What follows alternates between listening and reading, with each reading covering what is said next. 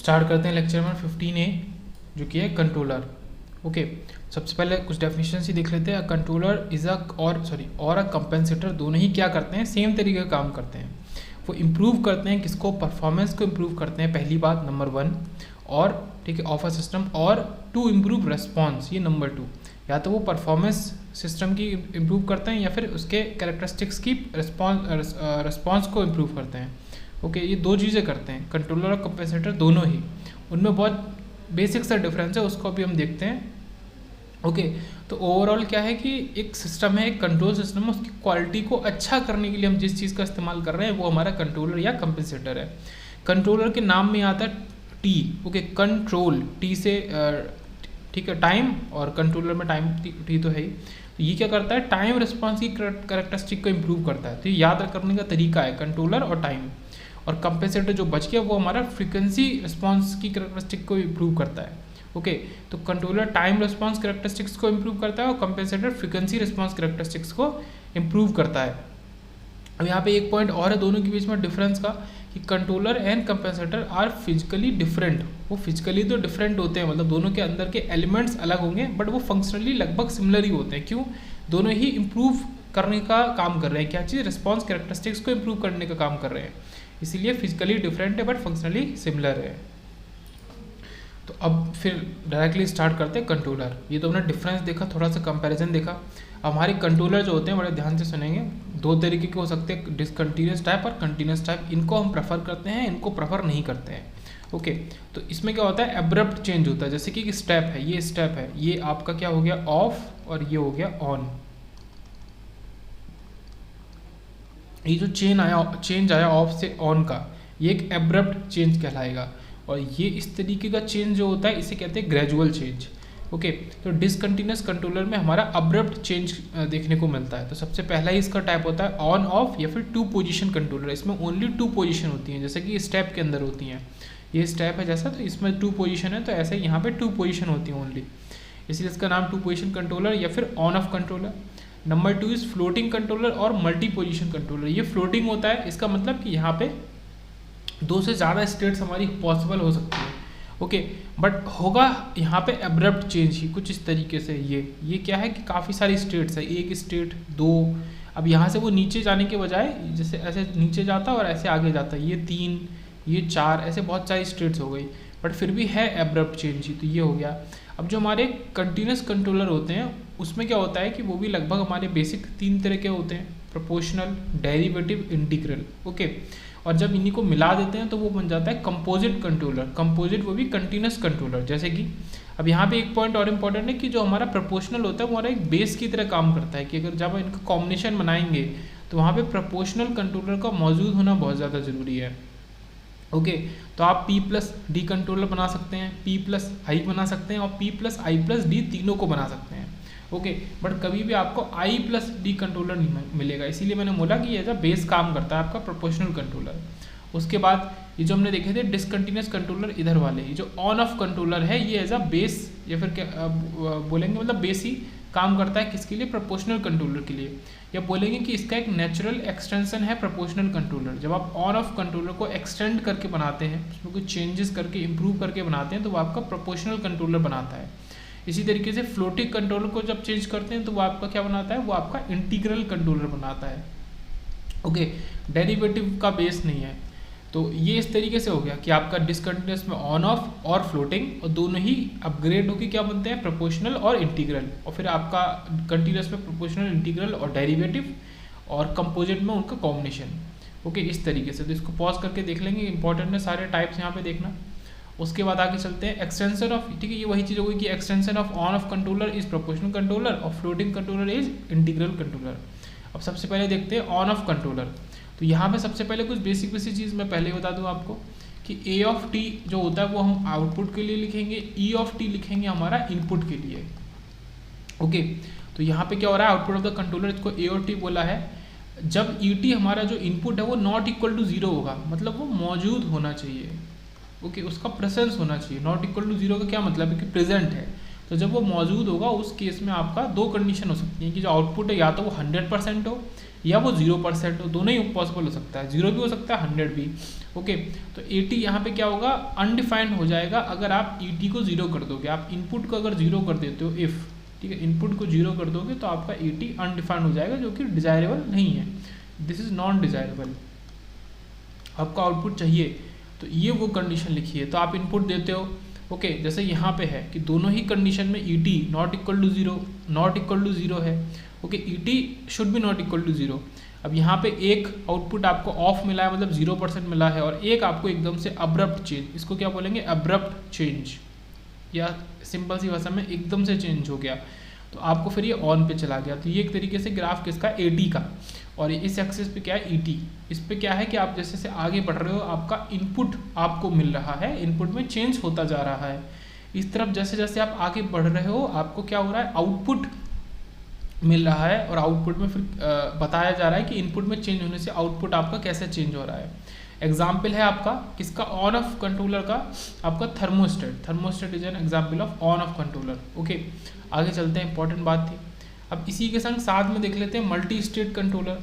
Okay, multi state controller कुछ मैंने पहले ही बताया था, आपका ऐसे स्टेप के फॉर्म में हो जाएगा। यहाँ पे दो स्टेट, देखिए अभी तक तो क्या हुआ, एक स्टेट दो स्टेट, ऐसा ऑन ऑफ कंट्रोलर भी होता है, बट यहाँ ये वापस आने की बजाय अब ये और स्टेट में चला जाएगा। ठीक है, ये थर्ड स्टेट हो गई, this is fourth state, and this is fifth state, कुछ इस तरीके से।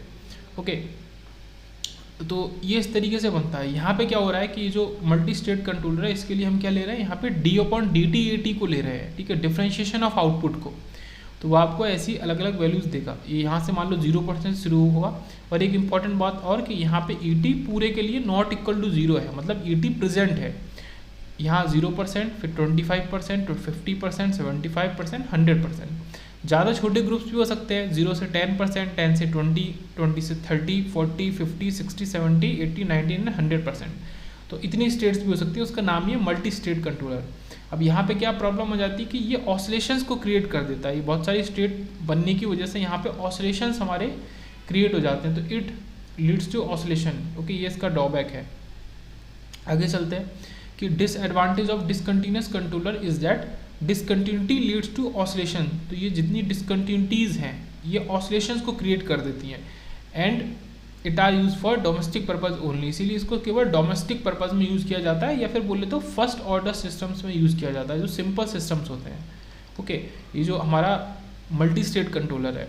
अब यहाँ पे क्या बात इन्होंने बोली थी कि डिसकंटिन्यूटीज लीड्स टू ऑसिलेशन, तो देखते हैं ये जो चीज़ है ये क्या है, एक तरीके की डिसकंटिन्यूटी है ही है।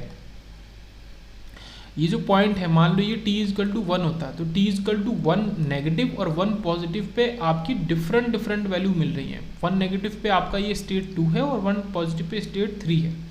ओके, अगर ये जो पॉइंट है ये वाला, ये हमारा 1 t इजकल टू 1 है, ये डिसकंटिन्यूटी को शो कर रहा है, इसी वजह से बोल रहे हैं कि यहाँ पे ऑसिलेशंस हो रहे हैं।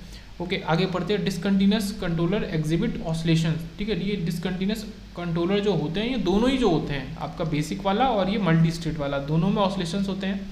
ओके, ऑसिलेशंस या oscillating tendency due to which they are not use in higher order system, इसलिए इनको हायर ऑर्डर सिस्टम्स में हम इस्तेमाल नहीं करते हैं। Their applications are limited to first order system.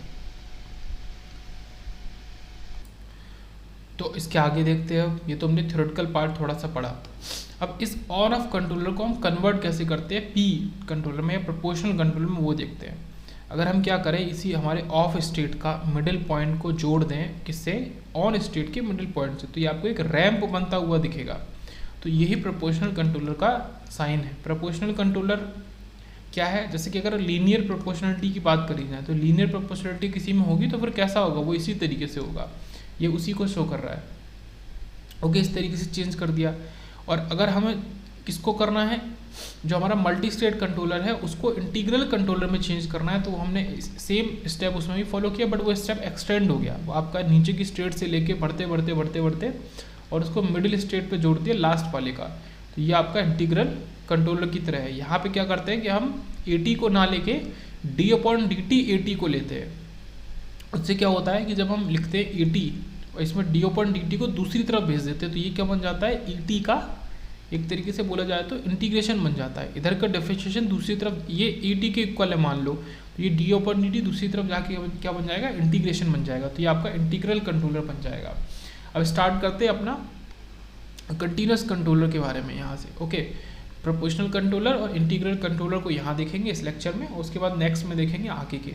तो प्रोपोर्शनल कंट्रोलर जो होता है वो नेचुरल एक्सटेंशन होता है ऑन ऑफ कंट्रोलर का, ये हमको पता ही है। उसके बाद आता है कि on off controller has zero tolerance. तो इसका जो होता है ना प्रॉब्लम क्या है, इसको इसके पास जीरो टोलरेंस होता है, but proportional controller has some tolerance for error. तो ऑन ऑफ कंट्रोलर के पास जीरो टोलरेंस फॉर एरर होता है, मतलब एरर वहाँ पे बहुत ज़्यादा मात्रा में आ सकता है अगर पॉसिबल हुआ तो, ये चीज़ हो गई। ओके, बट इसमें थोड़ा सा tolerance for some tolerance for error होता है प्रोपोर्शनल कंट्रोलर के पास। इसी वजह से ये सम की वजह से क्या करता है कि ये आपके ऑसिलेशंस को रिड्यूस कर देता है आपका प्रोपोर्शनल कंट्रोलर, जो कि डिज़ायरेबल है। फिर एक इंपॉर्टेंट बात और लेते हैं कि पीबी, अभी ऐसे तो समझ में नहीं आएगा पीबी क्या है, पर लिखा है कि PB is the range of the error that can be tolerated. तो जितने एरर को टोलरेट किया जा सकता है उसकी जो रेंज है उसको प्रोपोर्शनल बैंड कहते हैं पीबी। ओके, और वो कौन करता है टोलरेट, वो करता है प्रोपोर्शनल कंट्रोलर, इसलिए प्रोपोर्शनल बैंड। तो प्रोपोर्शनल बैंड, बैंड मतलब एक तरीके की रेंज, प्रोपोर्शनल कंट्रोलर टोलरेट करता है एरर को इस रेंज के अंदर, इसलिए प्रोपोर्शनल बैंड पीबी। ओके, इसको ऐसे बोलते हैं। अभी यहाँ पे देखो वही कॉन्सेप्ट थोड़ा सा देख लेते हैं कि ये बना कैसे प्रोपोर्शनल कंट्रोलर, क्योंकि एटी प्रोपोर्शनल है ईटी के, वो हमने कहाँ से देखा था, ऑन ऑफ कंट्रोलर में देखा था कि डिपेंड कर रहा है, पर किस तरीके से डिपेंड कर रहा है ये नहीं देखा था। तो अब हमें यहाँ पे क्या दिखाई दिया, स्लोप मौजूद दिखाई दिया। ओके, ये प्रोपोर्शनल बैंड इतना है जितना आपको स्लोप मिलता है, ठीक है, वही आपका टोलरेंस रेंज है एरर के लिए। इसका स्लोप है केपी, ठीक है, ये केपी की वैल्यू यहाँ नहीं आई, ठीक है, प्रोपोर्शनल कांस्टेंट एक तरीके से बोल सकते हैं प्रोपोर्शनल कंट्रोलर का। ये चीज़ है कि आपका ऑफ से ऑन जाने के लिए यहाँ पे क्या हो गया, आपकी डिसकंटिन्यूटी जो थी उसको हमने हटा दिया। अब आप बताओ कि ये डिसकंटिन्यूस वैल्यू को नहीं दे रहा है। ओके, तो डिसकंटिन्यूटी को रिमूव कर दिया, तो यहाँ पे क्या लिखेंगे कि एटी जो है आउटपुट जो है वो प्रोपोर्शनल है ईटी के, ये वही चीज़ लिखा है कि eighty is the output, ET is the input, proportional है ईटी के। और प्रोपोर्शनल आती है, प्रोपोर्शनल कांस्टेंट हटा दिया, अगर प्रोपोर्शनल साइन को हटाएंगे तो यहाँ से प्रूव हो गया कि एक तरीके का प्रोपोर्शनल कंट्रोलर की तरह काम कर रहा है। एटी इज इक्वल टू के पी ई टी। अब यहाँ से एक इंपॉर्टेंट पॉइंट और निकल के आता है, इसी में अगर आप क्या करो कि A T upon E T कर दो, ये किसकी इक्वल आ जाएगा, के पी की तरह। तो ये एक तरीके से क्या काम कर रहा है, एम्पलीफायर की तरह भी काम कर रहा है। ये क्या है, गेन इसका, के P is the gain of this controller. Okay, output upon input एक पॉजिटिव वैल्यू है, तो ये एक एम्पलीफायर की तरह भी काम कर रहा है। ओके, आगे का ग्राफ देखते हैं। ई टी यहाँ पे है, ये इनपुट हमारा स्टेप है, अगर आप स्टेप का प्रोपोर्शनल लोगे तो आपको इसका आउटपुट भी स्टेप मिलना चाहिए, ठीक है। इनपुट ऑफ स्टेप का प्रोपोर्शनल जो है, मतलब इनपुट इज स्टेप, स्टेप का प्रोपोर्शनल इज स्टेप, उसका आउटपुट भी स्टेप ही मिलना चाहिए, क्योंकि दोनों एक दूसरे के प्रोपोर्शनल हैं। और यहाँ पे थोड़ी सी स्पीड हमारी अच्छी होती है, क्यों, पहले अगर हमें इस तरीके से मिल रहा था, ये इस तरीके से, ओके, इस तरीके से मतलब ये चीज़, तो ये हमारा स्लगिश आउटपुट को शो करता है, ओके, स्लो आउटपुट को शो करता है। पर क्योंकि यहाँ पे प्रूव करने के बाद हम क्या लाए कि यहाँ पे प्रोपोर्शनल की तरह काम कर रहा है इनपुट और आउटपुट एक दूसरे का, तो अब आपको स्लगिश ना मिलके आपको इस तरीके से स्टेप मिला। तो क्या हुआ कि इस स्टेप की मिलने की वजह से यहाँ पे आपका ये गुड स्पीड को शो करता है। और स्टेप क्यों मिला, क्योंकि ये प्रोपोर्शनल है, स्टेप का प्रोपोर्शनल आपका स्टेप ही होगा, ऑब्वियस सी बात है, कोई स्टेट में चेंज नहीं आएगा। तो A T is equal to E T, और ई टी प्रोपोर्शनल जो साइन होता है उसको हटाने के लिए हमने के पी का इस्तेमाल किया। ओके, अब के पी यहाँ पे क्या कहलाएगा उसको भी देख लेते हैं कि proportional controller is variable gain amplifier. तो ये चीज़ मैंने ऊपर भी बताई कि एक तरीके का एम्पलीफायर की तरह काम कर रहा है, पर इसका जो गेन है वो वेरी करता रहेगा, डिपेंड करेगा के पी के ऊपर, तो इसीलिए इसको वेरिएबल गेन एम्पलीफायर भी बोला। ये काफ़ी इंपॉर्टेंट पॉइंट है। तो इसको मैंने ए अपॉन ई, अब इसको मैंने टाइम डोमेन से फ्रिक्वेंसी डोमेन में बना लिया, A S upon E S. इस रेशियो को मैंने जी सी एस कर दिया, जो कि एक वैल्यू के इक्वल है, जो कि पॉजिटिव वैल्यू है के पी। तो ये क्या है, जो जी सी एस है ये गेन को दिखा रहा है कि दिस इज एक तरीके का गेन है, ए अपॉन ई और इक्वल टू के पी। तो ये काफ़ी इंपॉर्टेंट पॉइंट है कि जो के पी इक्वल टू होता है वो आपके इनवर्सली प्रोपोर्शनल होता है प्रोपोर्शनल बैंड की वैल्यू के, और यहाँ पे 100% ऊपर होता है, परसेंटेज में लिखा है तो K P equal to 100% upon proportional band, या फिर proportional band equal to 100% upon K P. तो कुछ बेसिक से फॉर्मूले हुआ। यहाँ पे सबसे इंपॉर्टेंट बात क्या है कि ये वेरिएबल गेन एम्पलीफायर की तरह काम करता है। आउटपुट अपॉन इनपुट का रेशियो एक हमें पॉजिटिव वैल्यू देता है, जो कि गेन को दर्शा रहा है। उसके बाद बात करते हैं proportional controller has good speed. इसकी स्पीड तो अच्छी होती है, due to which overall speed of the control system increases. ठीक है, इसकी स्पीड क्योंकि अच्छी होती है तो इसको यूज़ करने से ओवरऑल स्पीड आपकी कंट्रोल सिस्टम की बढ़ जाती है। अब यहाँ पे ये काफ़ी इंपॉर्टेंट हेडिंग है कि हम जो कंट्रोलर पढ़ेंगे तो इसका इफेक्ट ऑन कंट्रोल सिस्टम भी साथ में पढ़ेंगे। मान लो एक सेकेंड ऑर्डर का सिस्टम लेते हैं और उसमें क्या करते हैं, ये सेकेंड ऑर्डर का सिस्टम है आपका, ये तो सबको समझ में आ रहा है। गेन इसका इस तरीके का है कुछ है, okay, omega N square plus S plus 2 जाई एन। यहाँ पे हमने क्या किया है कि ओमेगा एन स्क्वायर जो नीचे होता है उसको अभी हटा दिया। क्यों? क्योंकि वो कब होता है, क्लोज लूप ट्रांसफर फंक्शन में। ओके, हमने क्या सीखा था कि आपका जो ये न्यूमरेटर होता है आप इसको यहाँ पे ऐड कर दो या न्यूमरेटर को सब्ट्रैक्ट कर दो। अगर क्लोज लूप से ओपन लूप बनाना है, ओपन लूप से क्लोज लूप बनाना है, कुछ इसी तरीके से। ओके, स्पेसिफिक यहाँ पे मैं नहीं बोल रहा हूँ। ओके, अगर आप मान लो कि यहाँ से सब्ट्रैक्ट करते हो, यहाँ पे पहले से ओमेगा एन स्क्वायर होता, आप सब्ट्रैक्ट करते तो क्या हो जाता, रिजल्टेंट जो होता वो ओपन लूप बन जाता, जो कि ये है। और अगर यहाँ पे जैसा कि यहाँ पे नहीं है नीचे ओमेगा एन स्क्वायर, तो न्यूमरेटर को अगर आप ऐड कर रहे हो तो अब इसके बाद जो नीचे की चीज़ बनेगी ये आपका क्लोज लूप हो जाएगा। ओके, तो ये तो पहले से पता है। तो ये गेन है आपका सिस्टम का सेकेंड ऑर्डर का, ये कुछ इस तरीके से, ये तो समझ में आ रहा होगा। इसी में हमने एक ब्लॉक और जोड़ दिया जिसका जो गेन की वैल्यू है केपी है। ओके, तो दिस इज प्रोपोर्शनल कंट्रोलर, एक तरीके का क्या है, प्रोपोर्शनल कंट्रोलर ही है। तो इसके अंदर जो इनपुट हम देते हैं जो कि ई है और इसकी आउटपुट हमें बना के देता है ए। तो एक्चुअल जो हमारा ये सेकेंड ऑर्डर का ये जो ब्लॉक है इसके अंदर इनपुट जा रहा है ए, जो कि आउटपुट है प्रोपोर्शनल कंट्रोलर का। ओके, ये चीज़ हो गई। तो अगर बात करें विदाउट प्रोपोर्शनल कंट्रोलर तो कुछ कैरेक्टरिस्टिक इक्वेशन हमारी ये हो जाएगी। ओके,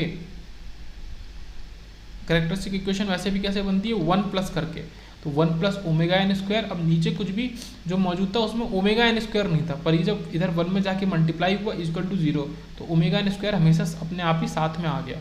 तो ये चीज़ हो गई, ये विदाउट कंट्रोलर है। अब इसमें एक बहुत छोटा सा चेंज हो जाता है कि अगर आप इसको विद कंट्रोलर लेते हो तो ये बन जाता है रूट के पी करके। ओके, रूट के पी इसमें ओमेगा एन के संग आ जाता है। जब इसको स्क्वायर कर देंगे तो रूट हट जाएगा, तो के पी, लेकिन बाहर ओनली के पी रहेगा, मतलब ओमेगा एन का तो स्क्वायर हो जाएगा। देखो के पी रहेगा और ओमेगा एन का स्क्वायर हो जाएगा, ये तो पहले से भी था। पर के पी, तो के पी को अगर हम इस स्क्वायर के अंदर दिखाना होगा इसलिए हमने रूट का इस्तेमाल किया, वैसे कोई खास बात नहीं है रूट का। तो without controller this is stable. Second order system हम सबको पता है कि स्टेबल है, स्टेबिलिटी थोड़ी सी कॉम्प्रोमाइज होती है थर्ड ऑर्डर में घुसते ही। नेचुरल फ्रिक्वेंसी इसकी ओमेगा एन है, जाई जो है एक्स अपॉन 2 जाई एन, सॉरी 2 ओमेगा एन के इक्वल है। मतलब ये जो टर्म होता है बीच वाला इसको हमने x मान लिया है। ओके, ये जो टर्म है ये इसका कोफिशिएंट s की पावर 1 का, इसको x मान लिया है। ये चीज़ हो गई। ये टाइप 1 का सिस्टम है, यहाँ पे RS जो है वो 1/s स्क्वायर के इक्वल है, और ESS जो स्टेडी स्टेट एरर है टाइप 2 के लिए 1/kV के इक्वल है, जो कि 2 जाई अपॉन ओमेगा एन के इक्वल है। ये तो बेसिक सी बातें हुई। अब इसको कंपेयर करते हैं विद कंट्रोलर के संग। तो विद कंट्रोलर के संग हमने देख लिया कि यहाँ पे हमने क्या ऐड कर दिया है, रूट के पी ऐड कर दिया ओमेगा एन के संग। तो नेचुरल फ्रिक्वेंसी हमारी क्या बन जाएगी, रूट के पी ओमेगा एन। इसी तरीके से डैम्पिंग रेशियो का जो फार्मूला था उसमें भी ओमेगा एन के संग आप के पी, हर जगह ओमेगा एन के संग रूट के पी डाल दोगे, ये चीज़ हुई। अब इसके आने से ये क्या हो गया हमारा, ये टाइप 1 का सिस्टम बन गया। ओके, टाइप 2 का सिस्टम टाइप 1 का सिस्टम में कन्वर्ट हो गया with the help of proportional controller. तो यहाँ पे RS को लिखेंगे तो वो अभी भी 1/s स्क्वायर। ओके, ये रेस्पॉन्स ESS हमारा 1/kp अभी भी रहेगा इक्वल टू, बट इसको जब एक्सपेंड करेंगे फॉर्मूले को तो 2 जाई अपॉन kp ओमेगा एन के इक्वल आ जाएगा ये।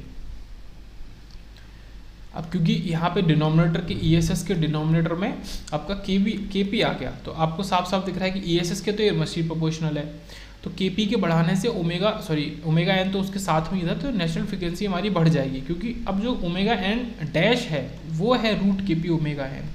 तो ओमेगा एन हमारे kp का डायरेक्टली प्रोपोर्शनली एक तरीके से। ओके, तो ये हमारा बढ़ जाएगा नेचुरल फ्रिक्वेंसी। डैम्पिंग रेशियो हमारा घट जाएगा, क्योंकि डैम्पिंग रेशियो के फॉर्मूले में kp नीचे मौजूद है डिनोमिनेटर में। ओके, अब डैम्पिंग रेशियो घट जाएगा तो ये हमारा लेस स्टेबल हो जाएगा as compare to previous system, मतलब जहाँ पे हम विदाउट कंट्रोलर यूज़ कर रहे थे। और ESS भी हमारा क्योंकि इनवर्सली प्रोपोर्शनल है ये, तो ESS भी हमारा घट जाएगा। बट यहाँ पे एक पॉइंट बहुत इंपॉर्टेंट है नोट देने के लिए, ESS नॉट इक्वल टू 0 रहेगा, घटेगा तो बट घटते घटते 0 की तरफ नहीं जाएगा। ओके, और एक्यूरेसी यहाँ पे हमारी बढ़ जाएगी, तो कुछ तो फ़ायदा होना चाहिए यूज़ करने का प्रोपोर्शनल कंट्रोलर को, तो एक्यूरेसी हमारी यहाँ पे इंक्रीज हो जाएगी। ये सब कब हो रहा है, जब kp की वैल्यू को बढ़ा रहे हैं, पर थोड़ा सा स्टेबिलिटी कॉम्प्रोमाइज़ हो रही है। अगर हम केपी की वैल्यू को घटा देते हैं तो नेचुरल फ्रिक्वेंसी घट जाएगी, डैम्पिंग रेशियो बढ़ जाएगा, ईएसएस हमारा बढ़ जाएगा, थोड़ी सी स्टेबिलिटी कंपेयर टू ये पीछे वाला केस जहाँ हम केपी को बढ़ा रहे थे उसके कंपेरिजन में इस केपी को घटाने वाले केस में थोड़ी स्टेबिलिटी आपकी अच्छी हो जाएगी, लेकिन एक्यूरेसी घट जाएगी यहाँ पे अगर आपने केपी को डिक्रीज किया। यही मेन इंपॉर्टेंट पॉइंट है यहाँ पे।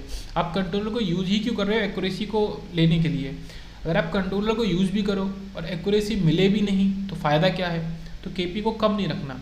और ऑफसेट एरर जो होता है वो सम अनक्लियर्ड एरर होता है। मान लो कोई वैल्यू इनपुट में पहले से पड़ी हुई है जिसको आपने क्लियर नहीं किया, फिर आप जब कंट्रोलर को यूज़ करना स्टार्ट करेंगे तो आपको थोड़ा सा आउटपुट में वैल्यूज ऊपर नीचे मिलेंगी, वही आपका ऑफसेट एरर है।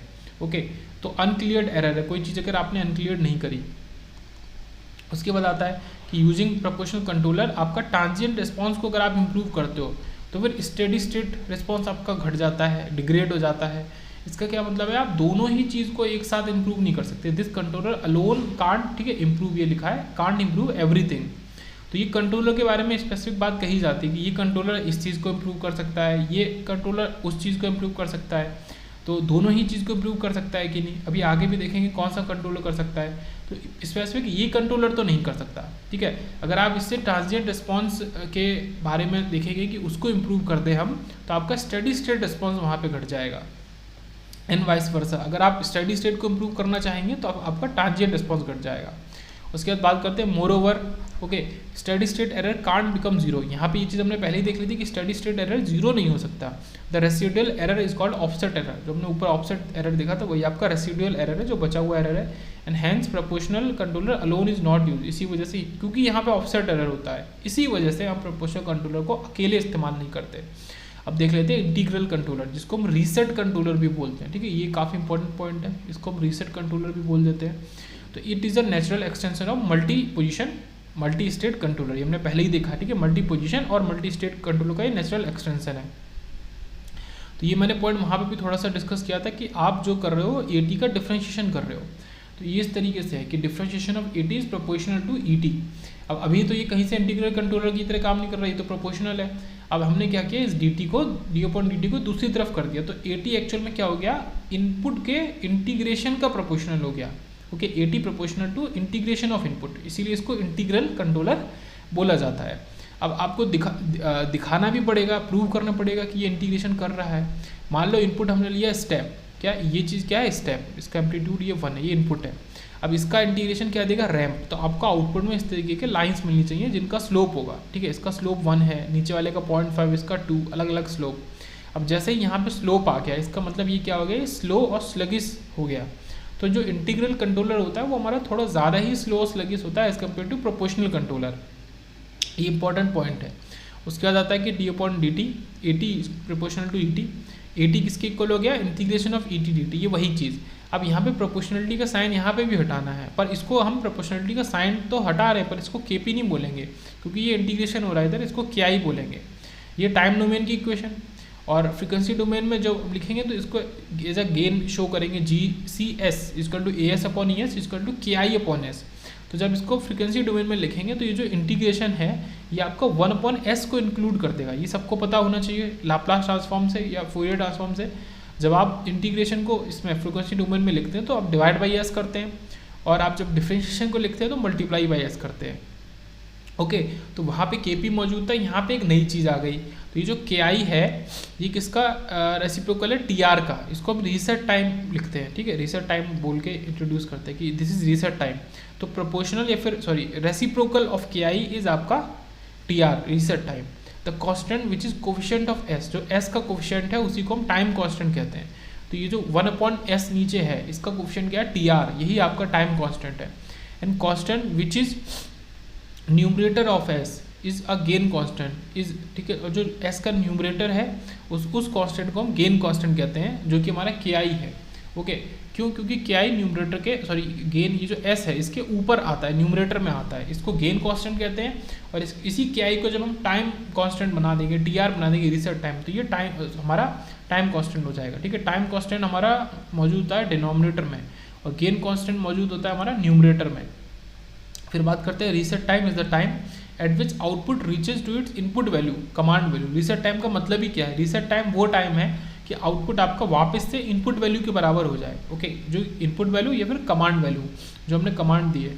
इंटीग्रल कंट्रोलर इज स्लगिश, ये तो हमने देख ही लिया है क्योंकि यहाँ पर स्लोप आ गया, due to which overall speed of the system control system decreases, क्योंकि ये स्लगिश होता है इसलिए यहाँ पे स्पीड आपकी काफ़ी घट जाती है, ओवरऑल सिस्टम की स्पीड घट जाती है। इसका कंट्रोल सिस्टम पे इफेक्ट देख लेते हैं। जैसा हमने पीछे किया था यहाँ पे भी वही करेंगे कि एक ब्लॉक हमने जोड़ दिया, मान लो ये ई है और ये आउटपुट में ए दे रहा है, और ए हमारा इनपुट है किसका, इस सिस्टम का, सेकेंड ऑर्डर सिस्टम है। तो के आई अपॉन एस, वहाँ पे केवल के पी था गेन, यहाँ पे गेन आपका जो है वो के आई अपॉन एस के इक्वल है। ओके, फिर कंपेयर करते हैं विदाउट कंट्रोलर। अगर हम टाइप 1 सिस्टम को लें, ओके, तो हमारा ये हो गया 1 अपॉन, पहली बात तो ये टाइप 2 सिस्टम ही होगा, ये टाइप 2 सिस्टम है हमारा, 1 नहीं है किसी भी तरीके से। R S 1 upon S square, E S S 1 upon K P is equal to 2 zeta omega N को हम लेते हैं। ये हमारा के वी की वैल्यू है स्टेडी स्टेट की 2 जाई अपॉन ओमेगा एन, ये हमारा इसका करेक्टरिस्टिक इक्वेशन है जो कि अभी स्टेबल है।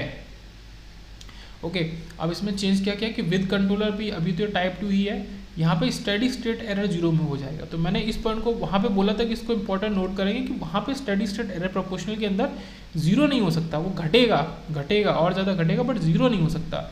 यहाँ पे वो 0 हो जाएगा इंटीग्रल कंट्रोलर में। ये इसका कुछ इस तरीके से बन जाएगा, S cube plus 2 zeta omega n s square plus K I omega N square equal to 0। अब इसको देख के क्या समझ में आ रहा है कि ये आपका अगर टाइप 2 था तो ये टाइप 3 सिस्टम में कन्वर्ट हो गया है, और अगर ये टाइप 1 था तो ये टाइप 2 सिस्टम में कन्वर्ट हो गया है। एक आपका टाइप बढ़ रहा हो, जैसे टाइप नंबर बढ़ेगा स्टेबिलिटी वहाँ पे कॉम्प्रोमाइज़ होगी, तो नॉट स्टेबल, स्टेबल नहीं है, ऑब्वियस ही बात है, स्टेबल नहीं होगा, होना भी नहीं चाहिए। Necessary condition fails as coefficients are missing, और यहाँ पे नेसेसरी कंडीशन भी फेल हो गई स्टेबिलिटी की, कैसे, जो हम कहाँ पढ़ते हैं, आरएच क्राइटेरिया में पढ़ते हैं। एस क्यूब मौजूद है, एस स्क्वायर मौजूद है, पर एस की पावर 1 मौजूद नहीं है यहाँ पे, इसीलिए नेसेसरी कंडीशन फेल हो गई, और इसको भी हम अकेले यूज़ नहीं करते। अब इंटीग्रल कंट्रोलर आपकी स्पीड को घटा देता है, स्पीड स्टेबिलिटी को घटा देता है, बट साथ में एरर को भी घटाता है। तो हर वो चीज़ जिसका एरर नहीं है कि जरूरी नहीं कि वो अच्छी ही हो, एरर को घटा के वो 0 तक ला सकता है, बट उसका हम करें क्या, अगर स्टेबिलिटी और स्पीड कम हो रही है। Integral controller increases type of the system, ठीक है, टाइप को बढ़ा देता है, ये हमने देखा, due to which stability decrease, इसकी वजह से स्टेबिलिटी घट जाती है। ये पॉइंट लिखा है कि व्हाट इट डू, ये क्या करता है, तो ये करता है कि ये टाइप को बढ़ा देता है, ये इंपॉर्टेंट पॉइंट है। ओके, और इसीलिए इंटीग्रल कंट्रोलर को हम अकेले इस्तेमाल में नहीं लाते।